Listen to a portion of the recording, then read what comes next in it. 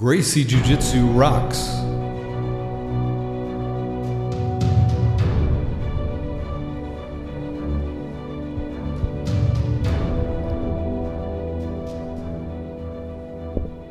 Welcome to the Gracie Jiu-Jitsu Rocks podcast, a podcast dedicated to Gracie Jiu-Jitsu and all things Gracie, including self-defense, competition, anti-bullying, women's self-defense and empowerment, nutrition, and most especially, the people involved in Gracie Jiu-Jitsu. This podcast is for the average Joe. It's for anyone who practices, trains, teaches, or just loves to talk about or hear about Gracie Jiu-Jitsu. We'll explore the lives of Gracie Jiu-Jitsu practitioners, how they got involved in the art, and what effect it's had on their lives. So buckle up and enjoy the ride.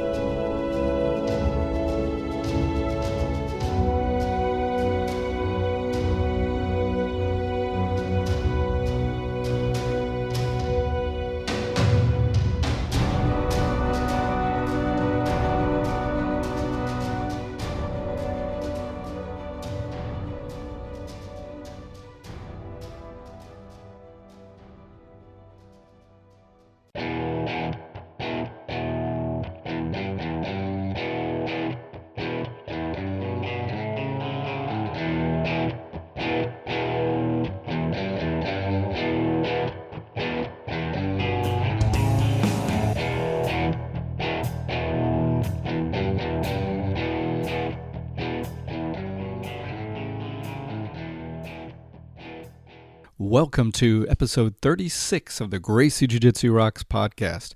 As always, I'm your host, Marty Josie, and thanks for listening. Hope everybody's having a fantastic week, month, year. I can't believe how fast this year is going, but I hope you're making the most of it wherever you are. All right, let's start with a Jiu-Jitsu quote. The big, strong, tough guy comes to class, and he keeps getting tapped by the skinny, technical guy. It begins to change him. It makes him humble. That's what Jiu-Jitsu does to you. It makes you humble. And that's from Master Relson, Gracie. Great quote. Today is a little bit of a unique show because I put it together because a Jiu-Jitsu brother needs help. John Michael Kaleikini is a Relson Gracie black belt and is in a really tough situation. In that basically all he wants to do is be able to spend time with his son, and he's in a battle to be able to do that. So I'm going to let him tell you about that, but I do have to say I normally don't get involved in any kind of dispute of a domestic nature, if you will. But something drew me to his situation, and I was compelled to take action and help in any way I could. So let's meet and talk to John Michael now.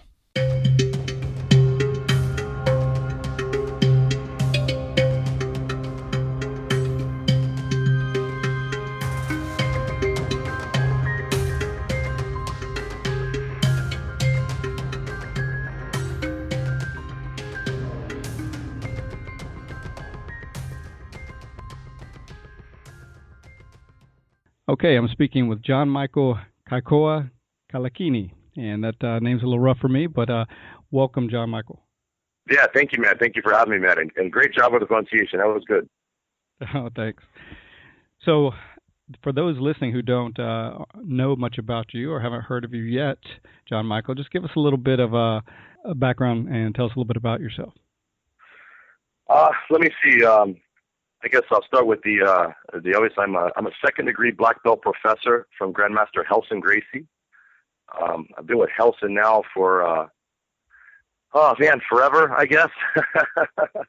I started training with Relson Gracie back in, I guess, 1997, 1998, and I've been with him ever since. He's my only instructor I've ever received any promotions from. Every belt, every class has come from Relson Gracie.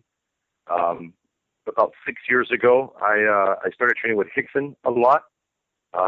Visited him in Brazil, training there, and followed him around, in seminars in the U.S. and any chance I could, and any invitation that he extended, I always accepted, to be there with him. And So that's really influenced my jiu-jitsu a lot over the past, I guess it's been, closer to 7 years now. Other than that, I'm a United States Coast Guard veteran. I live in Florida. I'm the owner and head instructor of Gracie, Florida, Jiu-Jitsu. We're in Daytona Beach. I guess that's it, man. I like long walks on the beach. Nice. All right, so let's talk about, you have a unique situation going on, and when I learned of it very recently, I was very drawn to it, very moved by it, and certainly wanted to offer any help I could, and I'm guessing that some of my listeners will feel the same way. So if you would, just tell us what's going on with you, John Michael, and we'll go from there. I do. I'm in an unfortunate situation right now. I have a 21-month-old baby boy that I found out about. His mother kind of left and fled the area while she was pregnant. Kind of discovered that she had been involved in like a fraudulent marriage, over some citizenship. And when that came to surface, she, rather than discuss it and figure out a way, she kind of just took off and fled. Left me with an email, that said there was no longer any ties between us. There was no reason for us to communicate anymore, so that she would continue her life and I should do the same with mine. And kind of left it at that. And I guess she was just a few months pregnant at that time. And then later I found out that my son was born, that I had a son, and I started to search for him, trying to find her, locate her. For almost a year of searching, I went through 3 private investigators, actually almost 4. The fourth we didn't do much, but went through private investigators, and then finally found her. Went through the process of trying to have her served. She was evading the service and avoiding the process server. So it took me 5 attempts of the process serving before I was able to get her, served with papers, to try to get her in the court system. So I've been battling with that ever since. I've been battling to see my son and to be in his life, and it's tough. It's really unfortunate because the way that the guidelines and the laws are kind of set up, they heavily favor a mother, and it kind of limits, or pretty much it takes away all the rights that a father has until you can go to court and fight and establish those rights. And none of those rights are assumed or given, and so that's kind of the battle. She moved to Miami, which is about over 4 hours from here. She married a guy, and they've got a very nice income that they can afford incredibly expensive attorneys and make this battle incredibly difficult for me. I'm a jiu-jitsu guy, I teach Gracie jiu-jitsu. I have a school here. It's a small school. I'm a terrible business guy, but I love jiu-jitsu. I have a hard problem, with turning anybody away, so my academy doesn't make the money that it should. I'm a full-time student as well. I'm doing a nursing program here in Daytona Beach. And, so it's tough, it's a tough battle, when your finances are limited and hers are not, so, she's kind of made it a point and told me, she's going to exhaust my finances and then just basically have her way when we go to court. And unfortunately that's, it's kind of come to that point, I've kind of, sold everything I could of value. I've about bankrupted my academy and borrowed a ton of. I've exhausted my school loans, to pay for attorney's fees, and now I'm in like a situation where, I kind of had to ask for help, to kind of help cover these expenses to continue the battle, to still be represented in court with an attorney. And so I started a GoFundMe page, and a lot of people told me like, you should do it, you should do it. I'm not the kind of person that likes to ask for help. I'm not just. It's not my way, and so it was tough to kind of swallow that, but I had to think about what's most important, and that's being in my son's life, So I have a GoFundMe page now, and so far it's had a pretty good reception. It's not very old, but so things are moving forward, and it gives a little hope, and the generosity of my friends out there and people in the jiu-jitsu world and yourself included, it makes a huge difference, and it really does restore that hope because, man, it's overwhelming. It's overwhelming. It looks, the future doesn't look so bright, from where I was sitting just a couple of weeks ago. You know what I mean? Yeah, absolutely. And I know it can be hard for a lot of us to ask for help, but you said it. I mean, you nailed it. The biggest thing, far more than our discomfort, is what's ultimately important, and that's your son. And it is. He's a beautiful boy, man. He's training jiu-jitsu. He's 21 months old, but he's got perfect forward break falls and a rear break fall, and I put him on mount, and he knows how to post to stabilize the mount. Man, it's nice. He's the cutest thing in a gi I've ever seen. I saw a picture of him in the gi. It's really cute, very cute. Yeah, man, he's awesome. I'll tell you, man, my heart does go out to you because I have kids. I went many years in my life without having kids, and when I finally did, it just there's no way to describe how it can change your life. And no, you're right, man. That love. So it's incredible. You're 100% right. When I heard of someone who has that love to give and wants to, there's so many parents out there, so many fathers that don't want to spend, that have gone and don't want to be a father. So when you have someone that does want very much to be a father and be the supreme influence in the child's life, and is having trouble to be able to do that, man, that's tough.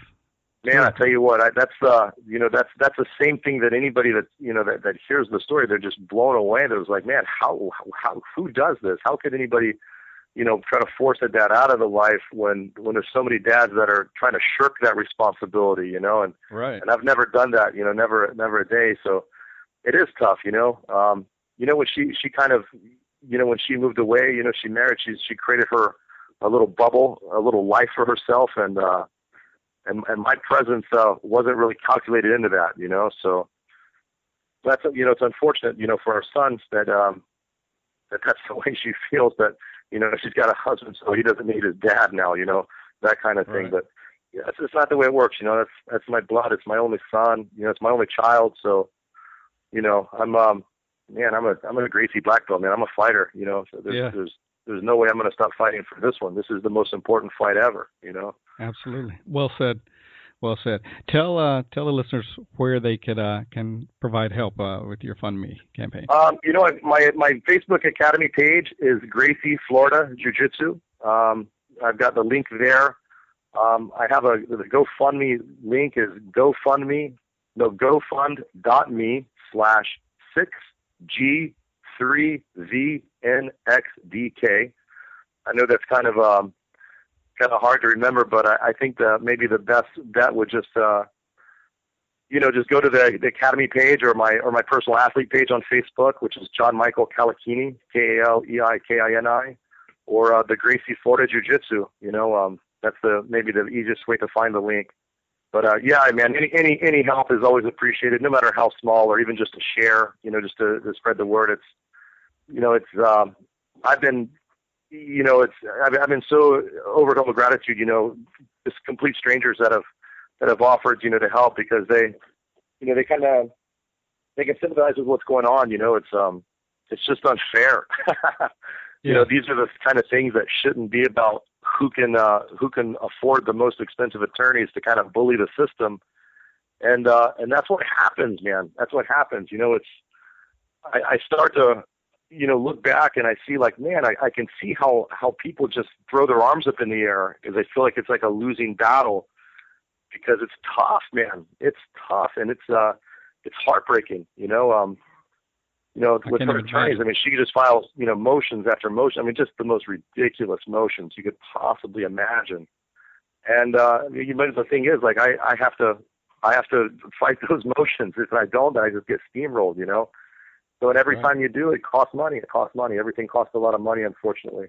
And there's not a lot of resources for fathers. There's a lot of resources for single mothers, but man, there's really not much of anything for a single dad. That's the tough part. Right.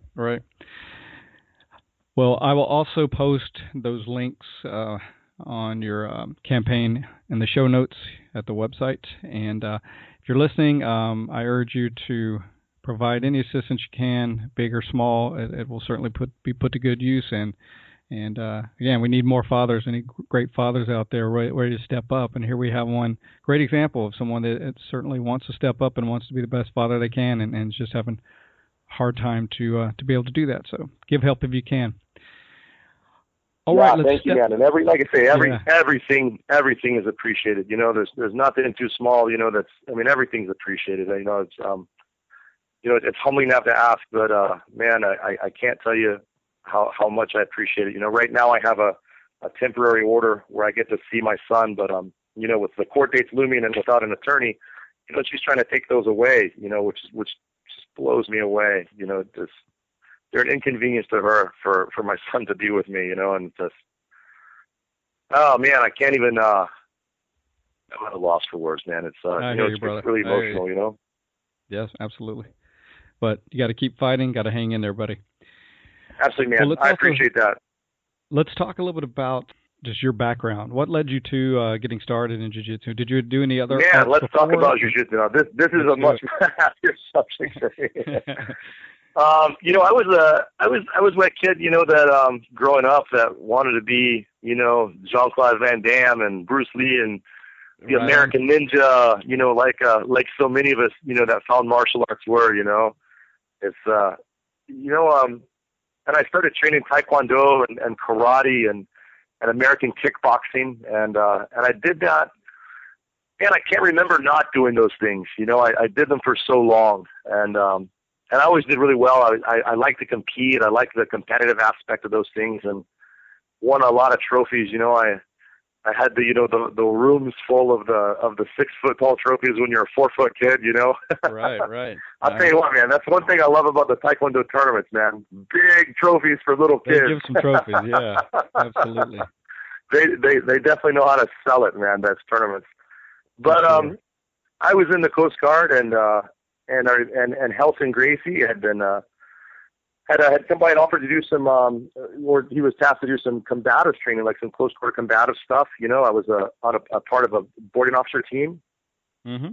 And I thought, man, yeah, this is awesome. This is great. This is exactly what we need, you know. And you know, saying that, but at the same time, I thought, well, I'm just as tough as this guy is, probably because, you know, I've got, you know, these black belts, and I used to, you know, was a bit of a scrapper myself, you know. And I thought, like, oh, you know, I'm going to get along great with this guy, you know. And he offered us to, you know, to come by while we're doing the training, to come by the academy and kind of train there as well.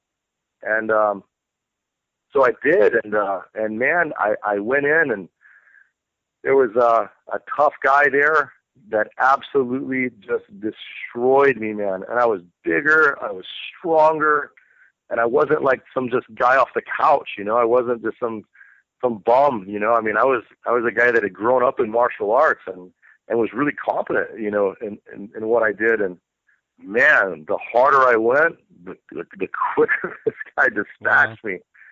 And I was just blown away. I couldn't believe it was happening. I mean, this guy was like, you know, 60, 70 pounds lighter than me. And he was only a blue belt. Wow. I mean, not only a blue belt, but he was a blue belt. It's not like I was going up with a black belt. I mean, this guy was a blue belt.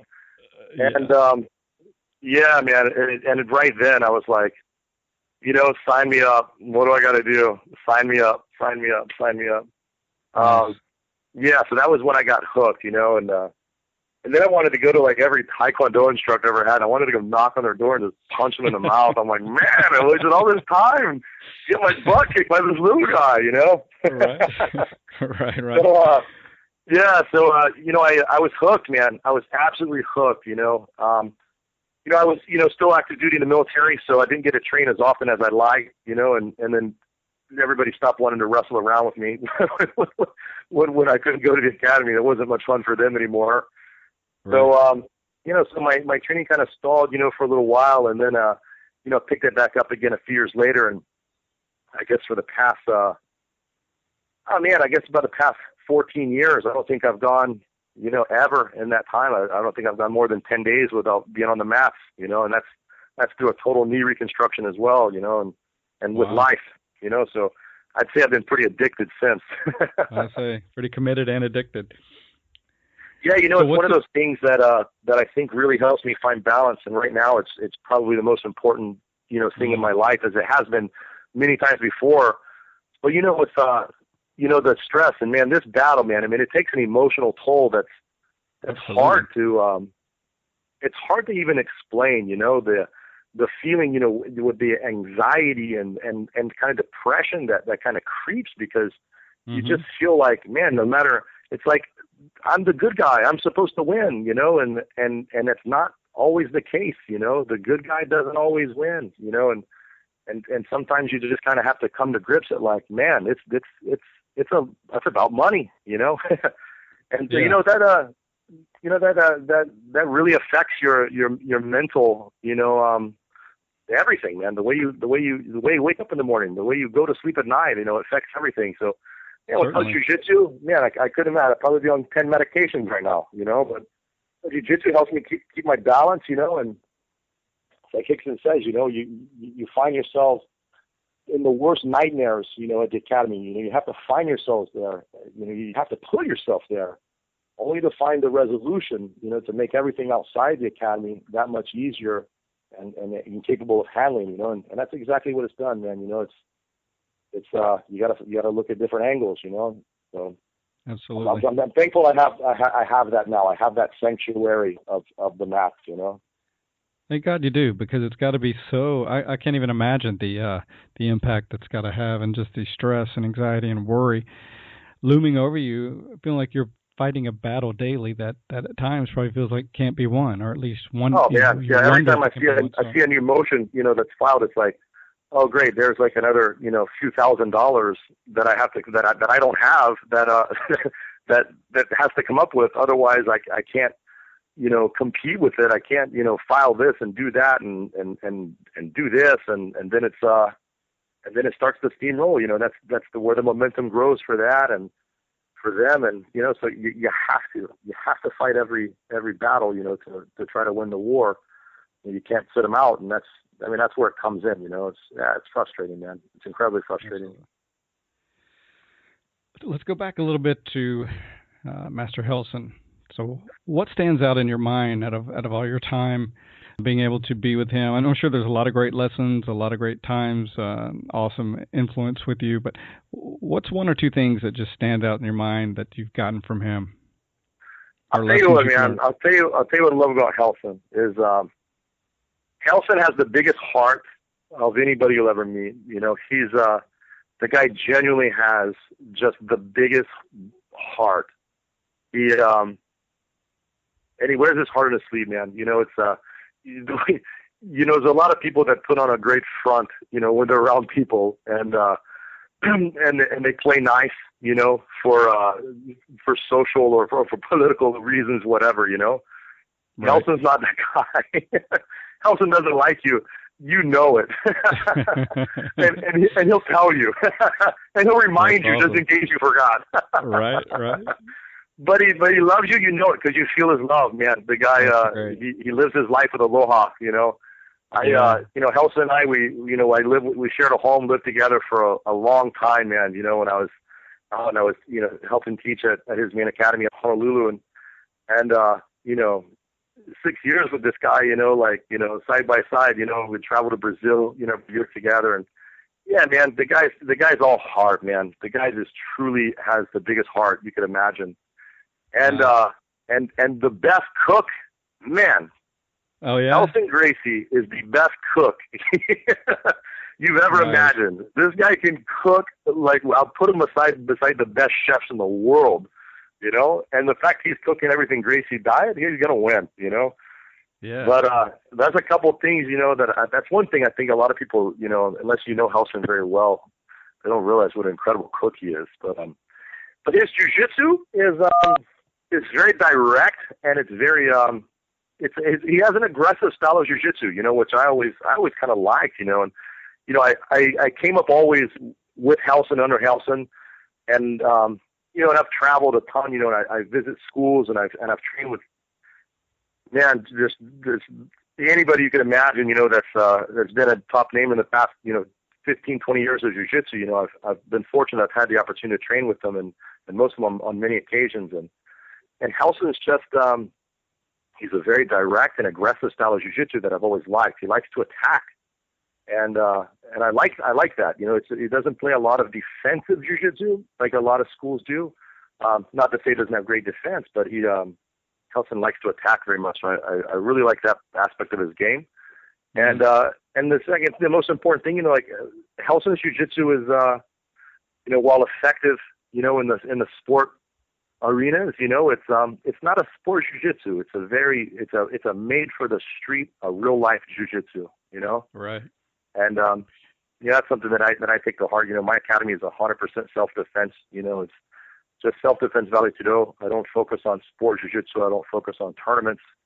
I don't, you come and you talk to my guys, about points and advantages. They're going to look at you with a puzzled face, and, we don't do that. We don't put, everybody rolls with everybody regardless of size, weight, or age, and everybody's objective is to survive and submit, Beautiful.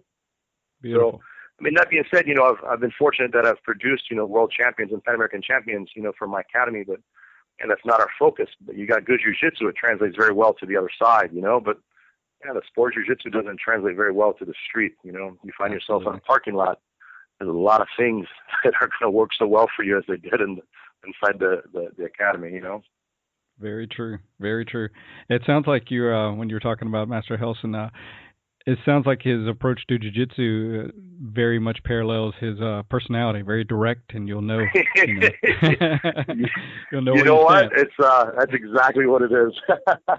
And, same with Rickson. You can make the same association, and Rickson is.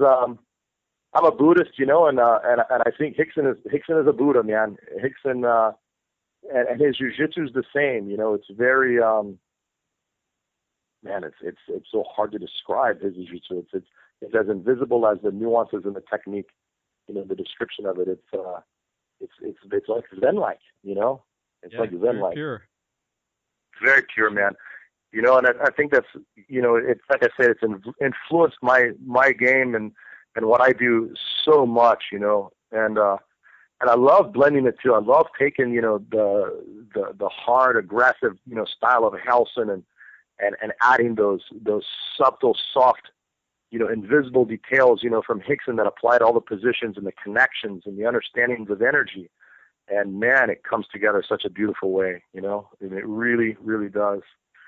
But that's I think that's what I love most about jiu-jitsu. It's the things that you think you know so well that are so much deeper than you imagine, And I teach seminars, all over, and it's and I always end up, on the most fundamental techniques that the guys are just the most blown away by. It's the things that you think you've done and you've known, your whole time doing jiu-jitsu, and then you see it a little different way. You start understanding a little bit different of connection and of energy, and it's like, wow, like that changes everything, So I love that. I love that about them both. That's really cool, to feel like you've known something, but be open enough to see other viewpoints or other possibilities, and then to have it shown in a way where you're like, wow, a whole different way crazy, of kind of right? relating to it. Yeah, it's really cool. I think it's tough for a lot of guys. Rickson's jiu-jitsu especially. I think it's tough for a lot of guys to swallow sometimes, because you kind of have to swallow a little ego sometimes when you see something, Sure. Because you kind of have to admit to yourself that thing that you've been doing for 10, 15 years, that you've been teaching your students for just as long, you've been doing it all wrong. Yeah, right. That's Well, tough. That's tough to kind of like, tough. Okay, guys, that thing I've been teaching you forever? Yeah, we've been doing it wrong. Let's do it this way instead. Right. Or, we all want to feel like we've mastered something. So whether it's one technique or whatever it is. Yeah, that's but the thing, When you feel like you have, it's very hard to, okay, great, I can feel so much pride and confidence that I feel like I've reached a level of mastery in this, and at the same time retain an openness enough that I've got a lot to learn, even about this specific technique. Absolutely. Or aspect. But that balance becomes harder to find the higher we become in rank. The further we grow in rank, the harder it is. Especially when your name becomes known and people know you for something, and then it's kind of hard to change what you've been doing, even if you've seen the better way, because I don't know. I think it. A lot of people think it takes away from what they had been doing before, but man, you only got to look forward. That's right. It's all about growing and learning, right? Yeah, it should be. That's what it's supposed to be. Yeah. That's right. That's what it's supposed to be. All right. So before we close, John Michael, looking back over your life, tell us a couple of things, a couple of 2 or 3 peak experiences in your life, and this can be related to jiu-jitsu or completely personal life, just whatever stands in your mind as some of your peak experiences within your life. Oh man, that's tough to say. I think my best days are yet to come for sure. But I got to think some of the things that I try to be grateful for everything that's happened, because everything's kind of led me to the path of where I am today. But, for sure, the first time, to meet my son, man, that was the most incredible experience I could ever imagine. I look at this guy and I'm just going like, holy cow, man, this is like me. It's in my eyes. And I remember looking at his hands. My hands are, pretty battled, just from all the years of jiu-jitsu, and they look pretty rugged, pretty rough, man. And I'm looking at my hands. I look at his. I'm like, holy cow, man, this kid has my hands. This is my hands. How's this guy have my hands? Even just a baby. It's one of those things that just kind of stuck in my head. I'm like, oh man, this. But that for sure that's an experience it's hard to top that. Yeah, that's an experience that words just can't. Mm-hmm. Yeah, there's no words for that, Right on. I think, that's the one, man. That's the one, Achieving my black belt was such an incredible honor, from Relson. The first degree was an honor. The second degree was an honor.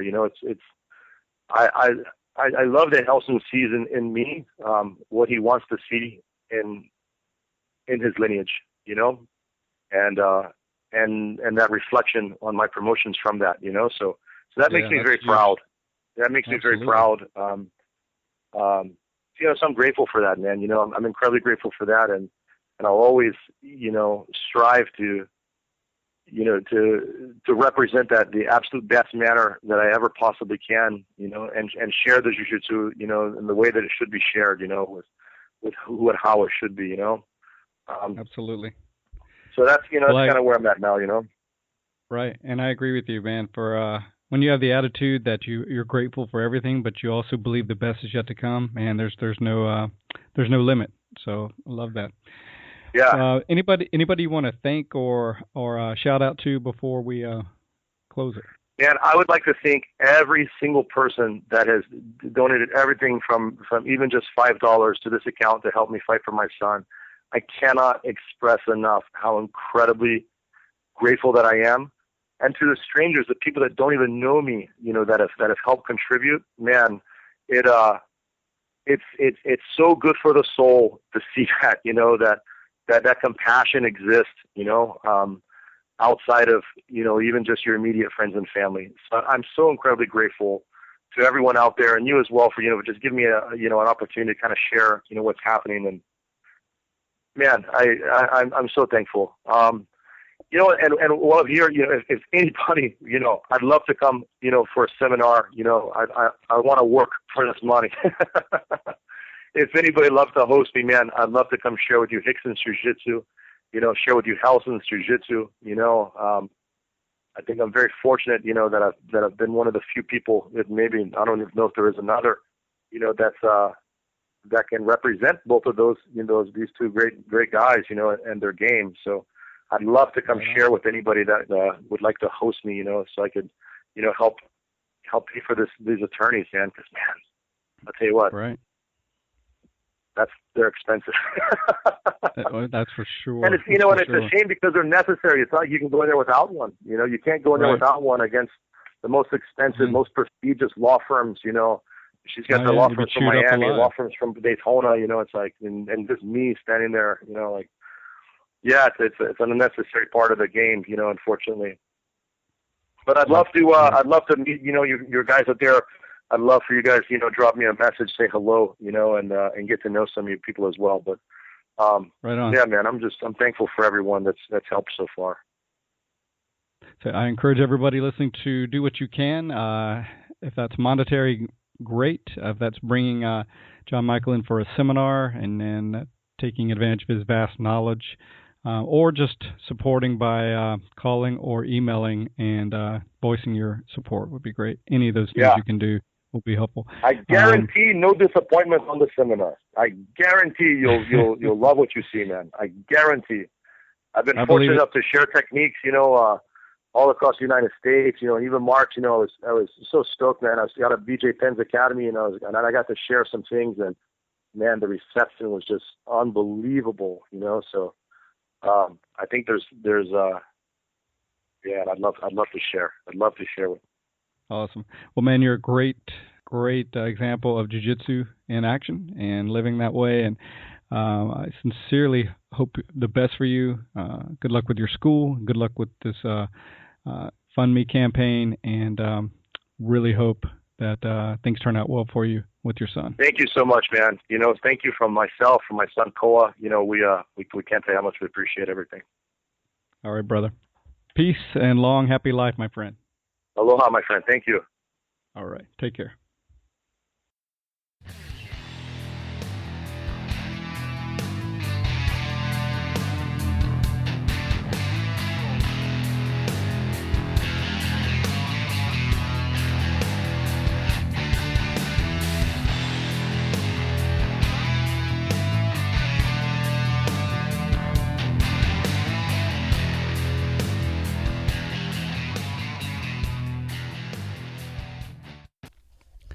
Okay, make service an integral part of your life. And this is taken from Don't Sweat the Small Stuff, and It's All Small Stuff by Richard Carlson.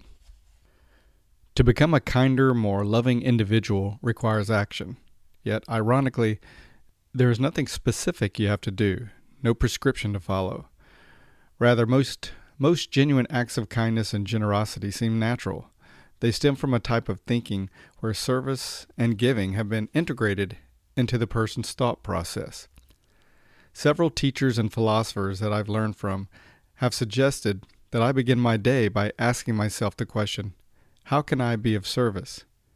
I have found this to be useful in reminding me of the multitude of ways that I can be helpful to others. When I take the time to ask this question, I find answers popping up all day long. If one of your goals is to be of help to others, you will find the most appropriate ways.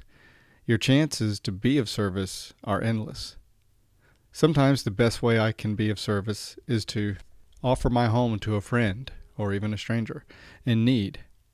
Other times it's to give my seat to an elderly person on the train, help a youngster across the monkey bars, speak to a group, write a book, help out at my son or daughter's school, write a check to a charity, or pick up litter on the road. The key, I believe, is to remember that being of service isn't a one-time effort. It's not doing something nice for someone and then wondering why others aren't being nice too, or doing things for us. Instead, a life of service is a lifelong process, a way of thinking about life. Does the trash need to be taken out? If so, go ahead and take it out, even if it's not your turn. Is someone you know being difficult? Maybe they need a hug or someone to listen to them. Are you aware of a charity that's in trouble? Could you possibly give a little extra this month? I have learned that the best way to be of service is often very simple. It's those little, quiet, often unnoticed acts of kindness that I can choose on a daily basis, being supportive to a new endeavor by my spouse, or simply taking the time and energy to listen. I know that I have a long way to go toward my goal of becoming a more selfless person. However, I also know that I have attempted to integrate service into my life. I have felt better and better about the way I choose to live. There's an ancient saying, giving is its own reward. It's really true. When you give, you also receive. In fact, what you receive is directly proportional to what you give. As you give more freely of yourself in your own unique ways, you will experience more feelings of peace than you ever thought possible. Everyone wins, especially you. And I completely agree with these thoughts. So I encourage you, as you're going through your day, your week, and your month, to look for ways you can be of service to others. And certainly one way might be with John Michael's GoFundMe project, or you can do any other ways that you see fit as well.